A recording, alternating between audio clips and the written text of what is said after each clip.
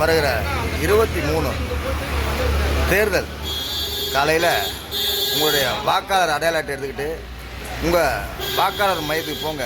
போய் வாக்களிப்பது உங்கள் கடமை, உங்களுடைய உரிமை. ஆனால் அந்த வாக்கை யாருக்கு செலுத்தணும் என்பது உங்களுடைய உரிமை தான்.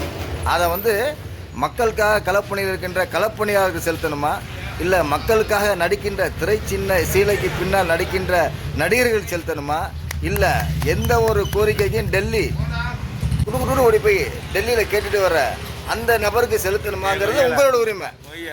அதான் வாக்கு செலுத்துவது உங்களுடைய கடமை. உங்களுடைய வாக்கு மிகவும் விலை மதிப்பற்றது.